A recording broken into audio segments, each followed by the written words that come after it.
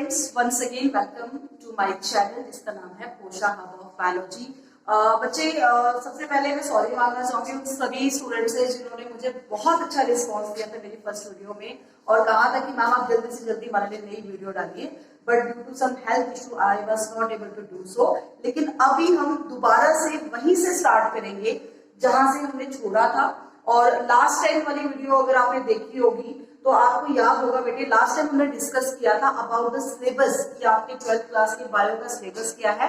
और मैं बार बार वो चीज रिपीट नहीं करूंगी, आप उस वीडियो में जाके देख सकते हैं बेटे कि लास्ट टाइम मैंने आपसे ये चीज भी कही थी कि आपका बॉटनी एंड जोलॉजी का अलग अलग से एग्जाम पेपर में आता है, 35 मार्क्स का बॉटनी एंड 35 मार्क्स का जोलॉजी। तो आपने प्रिपरेशन भी उसी पॉइंट ऑफ व्यू से करनी है। और आज जो हम स्टार्ट कर रहे हैं that is very very important unit of your biology, zoology का पोर्शन है ये, एंड दैट इज जेनेटिक्स। ठीक है, अब होता क्या है बेटे, जब आप जेनेटिक्स पढ़ते हो, अगर आप इवन अपनी एनसीईआरटी बुक भी देखोगे तो वहां पर भी आपको जेनेटिक्स पूरा मर्ज करके मिलेगा। आपको बॉटनी का जेनेटिक्स और जोलॉजी का जेनेटिक्स जो है वो चैप्टर वाइज मिलेगा। तो स्टूडेंट्स कहीं ना कहीं डिफरेंशिएट नहीं कर पाते हैं कि कौन सा पोर्शन जेनेटिक्स का बॉटनी वाले हिस्से में है और कौन सा पोर्शन जोलॉजी का जो है वो जोलॉजी वाले हिस्से में है। So what you have to do, first of all मैंने लास्ट टाइम भी कहा था बेटे कि सबसे पहले आपको अपने किसी भी चैप्टर का, किसी भी यूनिट का सिलेबस पता होना चाहिए। तो अपने बायो का सिलेबस रखिए, वहां पर बोर्ड वालों ने बड़ा ही लाइक क्लियरली मेंशन किया हुआ है कि ये बॉटनी के जोलॉजी में टॉपिक्स है and these topics are under your botany and zoology part. ठीक है, तो यहाँ पर हम जो जेनेटिक्स पढ़ रहे हैं, फर्स्ट टॉपिक जो हम जेनेटिक्स का पढ़ रहे हैं बेटे, मैं पूरा आपको लेक्चर वाइज पढ़वाऊंगी। लेक्चर 1 में हम फर्स्ट टॉपिक पढ़ेंगे, लेक्चर 2 में बिल्कुल उसी सीक्वेंस में पढ़ेंगे जिस सीक्वेंस में आपके बोर्ड में मेंशन है। ठीक है, सो आज जो हम एक छोटा सा टॉपिक इंट्रो पढ़ने वाले हैं या एक बेसिक फॉर्म में हम कुछ इसके बारे में पढ़ेंगे, दैट इज सेक्स डिटरमिनेशन। सो बेटे, सेक्स डिटरमिनेशन आपका जोलॉजी का टॉपिक है और ये जोलॉजी का टॉपिक जो जेनेटिक्स का है ये बहुत बहुत बहुत इंपॉर्टेंट है। अगर आप प्रीवियस एग्जाम के बायो के पेपर उठा के देखेंगे तो आपको ये एटलीस्ट 3 मार्क्स का रिपीटिव टर्न्स में मिलेगा कि बहुत बार आपको जो ये सेक्स डिटरमिनेशन का टॉपिक है। अब लास्ट टाइम फिर से मैं वही चीज कह रही हूँ कि बेटे जिन भी बच्चों ने मेरी पहली वाली फर्स्ट वीडियो नहीं देखी है वो उसको चेकआउट कर लीजिए, बिकॉज वहां से आपको काफी ऐसी इंफॉर्मेशन मिलेगी जो आपको मेरे आने वाले लेक्चर्स में या मेरे आने वाले वीडियोस में बहुत हेल्प करेगी। और अगर आपको समझना है, आपको सिस्टमैटिक समझना है, तो आपको एक एक वीडियो को ध्यान से देखना पड़ेगा। और मैं आपको इंश्योर करती हूँ कि अगर आप ये वीडियो देखेंगे, इसको समझेंगे, तो आपको इन टॉपिक्स में कोई भी प्रॉब्लम नहीं आएगी। तो सेक्स डिटरमिनेशन की अगर हम बात करते हैं तो लास्ट वीडियो में मैंने आपसे ये डिस्कस किया था बेटे कि सेक्स डिटरमिनेशन आपके सिलेबस में 3 लिविंग ऑर्गेनिज्म में पूछी गई है, दैट इज ह्यूमन बींग्स, आपके बर्ड्स एंड हनी। ठीक है, आज जो हम बेसिक डिस्कस करने वाले हैं वो हम करने वाले हैं कि सेक्स डिटरमिनेशन बेटे क्या होती है। एंड सेक्स डिटरमिनेशन सबसे पहले हम अपने यानी कि ह्यूमन बींग्स में ही पढ़ेंगे, तो उसको हम कैसे समझ सकते हैं या क्या बेसिक इंफॉर्मेशन आपको ऑलरेडी पता होनी चाहिए by which you can like learn this topic very very like मतलब इजिली। और मैं आपको बोलूंगी कि आपको भूलेगा ही नहीं अगर आप इस तरीके से पढ़ेंगे। मैं आपको इंश्योर करती हूँ बेटे कि आपको इन टॉपिक्स को रटना नहीं पड़ेगा। वैसे भी जेनेटिक्स वर्ड सुन के बच्चा डर जाता है, मैम जो भी बच्चा पढ़ता है मैम जेनेटिक्स में बहुत टफ लगता है, जेनेटिक्स के टॉपिक समझ नहीं आते। व्हाई?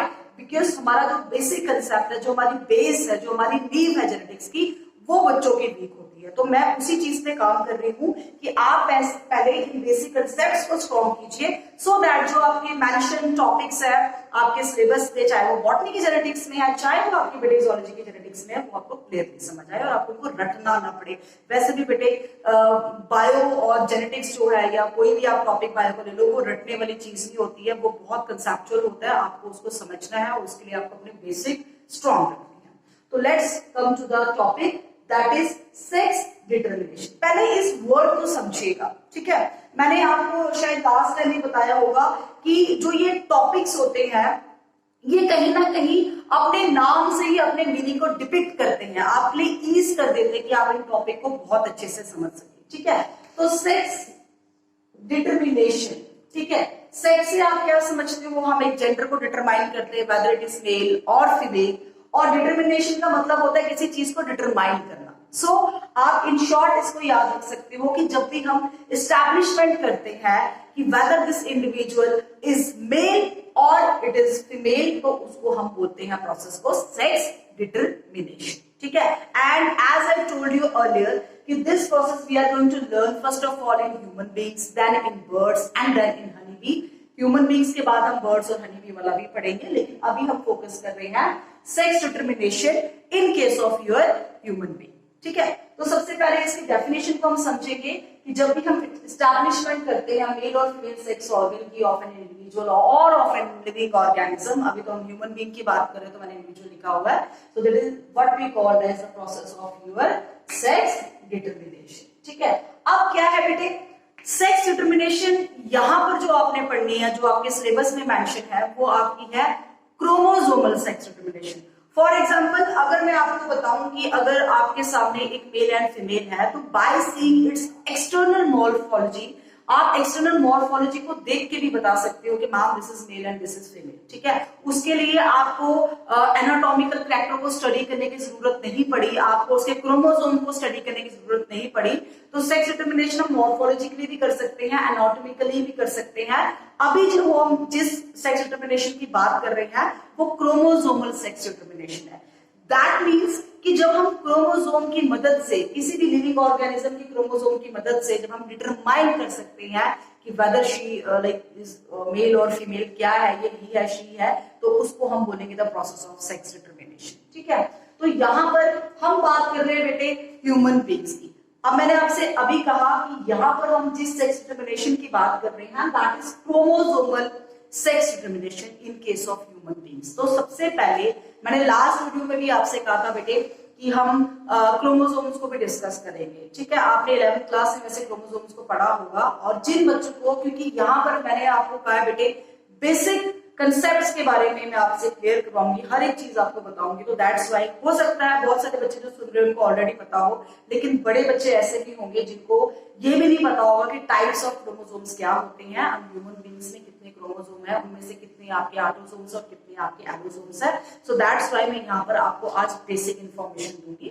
सो बेटे ह्यूमन बीइंग्स की अगर बात करते हैं, ह्यूमन बीइंग्स की अगर बात करते हैं, we have total how many pair, 23 pairs of chromosomes. So what we have 23 pairs of chromosomes, और हम अपना डिप्लॉयड नंबर, पहले आपको बता दूं कि डिप्लॉयड नंबर क्या होता है, total set of chromosome, total set of chromosome किसी भी लिविंग ऑर्गेनिज्म में। अब ये सिर्फ मैं ह्यूमन बीइंग्स की बात नहीं कर रही हूँ, आप प्लांट्स में, एनिमल्स में, माइक्रो ऑर्गेनिज्म में जब भी पूरे उनके नंबर ऑफ टोटल क्रोमोसोम्स को देखते हो, स्टडी करते हो, उस नंबर को बोला जाता है डिप्लॉयड क्रोमोसोम नंबर। क्या बोला जाता है, डिप्लॉयड। और इसको डिपिक्ट करते हैं हम 2l से, ठीक है, इसे डिपिक्ट करते हैं 2l से।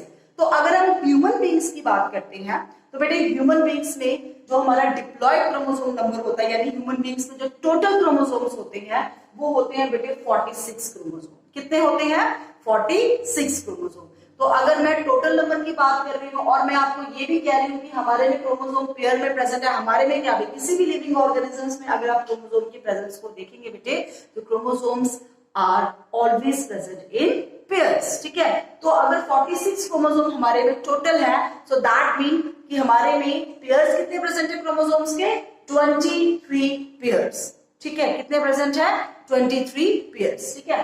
अब आप देखोगे कि रानी मैम ने नीचे लिखा हुआ है n is equal to 23, ये क्या है, ये होता है हमारा हाफ द क्रोमोसोम नंबर, जिसको हम हैप्लॉइड क्रोमोसोम नंबर बोलते हैं। क्या बोलते हैं, हैप्लॉइड क्रोमोसोम नंबर। अब आप बोलोगे मैम इसका क्या सिग्निफिकेंस है, डिप्लॉयड क्रोमोसोम हम क्यों स्टडी करते हैं और हैप्लॉइड क्रोमोसोम का क्या फन है, इसको हम क्यों स्टडी करते हैं, वो जब लेटर आप पढ़ोगे टॉपिक्स को तो 1 by 1 में ये भी क्लियर करूंगी आपको बच्चे।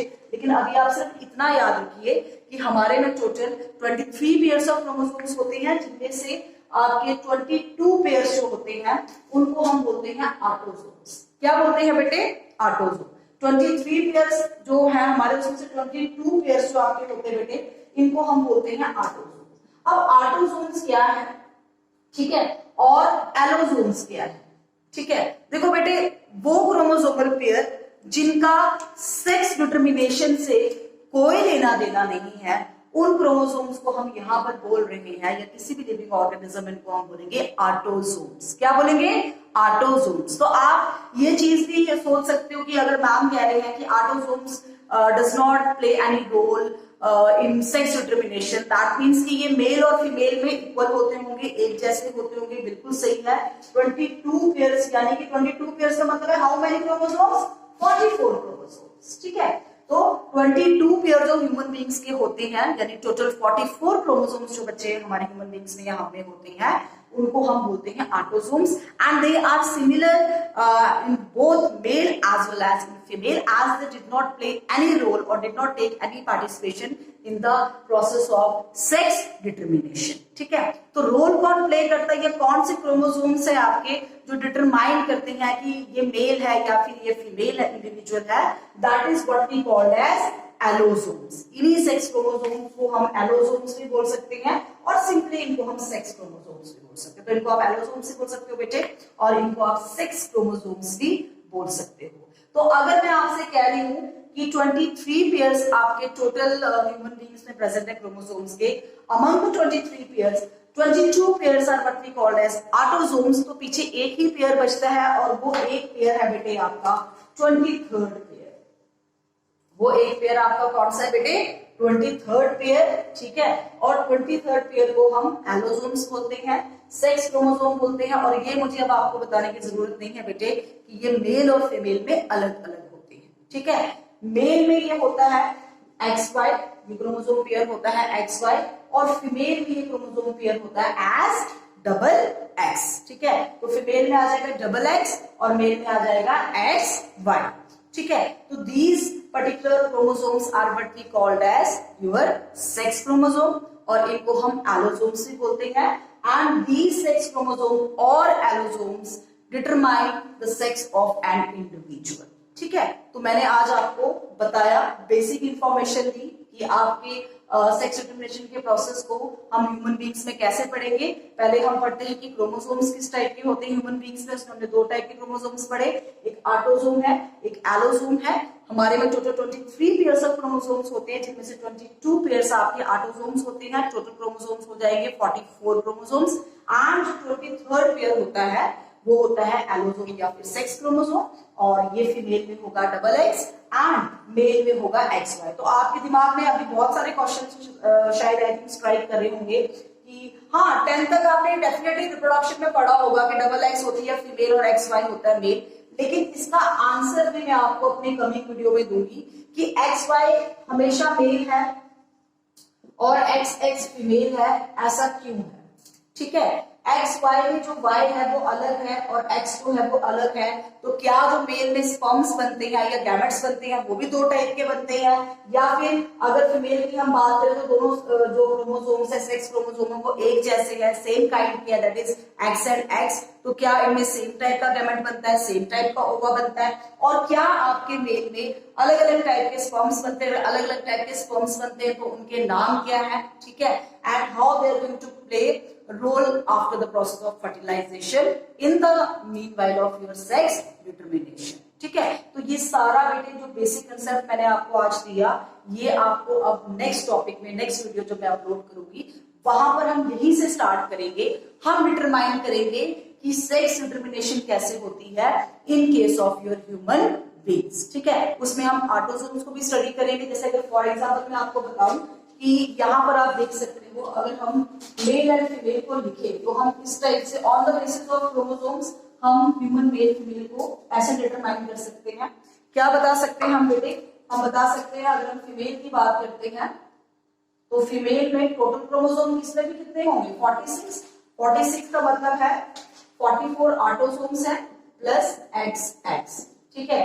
अगर हम ह्यूमन मेल की बात करते हैं तो ह्यूमन मेल में we have, again मैंने आपसे पहले कहा बेटे autosome will be same, autosome will be same, that means male में भी 44 है और फीमेल में भी कितने हैं 44, तो यहां पर मैं 44 लिख रही हूं प्लस XY, ठीक है। तो 44 45 46 44 45 46, तो टोटल 46 हो जाएंगे, और ऑटोसोम दोनों में सिमिलर है, सिर्फ जो डिफरेंस आ रहा है वो आ रहा है आपके सेक्स क्रोमोसोम्स में, that is double X and XY, ठीक है। तो अब इस पर्टिकुलर कंसेप्ट के साथ हम आगे पढ़ेंगे कि जब गैमेट्स बनते हैं, फीमेल में ओवा बनता है, ओवा कितने टाइप का बनता है, स्पर्म से एक मेल में कितने टाइप के बनते हैं, और जब वो फ्यूज करते हैं तो जाइगोट का जो सेक्स है वो कैसे डिटरमाइन होता है at the time of fertilisation, क्योंकि जो सेक्स डिटरमिनेशन का प्रोसेस होता है वो आपका at the time of fertilization ही पता चल जाता है कि जो ये जाइगोट बना है ये आपका मेल बनेगा या फिर फीमेल फिटस बनेगा। ठीक है, तो अपकमिंग वीडियो में बेटे इसी टॉपिक को हम कंटिन्यू करेंगे। थैंक्स बेटे इस वीडियो को देखने के लिए, सुनने के लिए, समझने के लिए, और ज्यादा से ज्यादा इसको शेयर कीजिए, सब्सक्राइब कीजिए, और आई विल प्रॉमिस यू कि अब लेट नहीं होगा, डिले नहीं होगा, और न्यू वीडियोस आपको बहुत जल्दी मिलेगी। Thank you so much.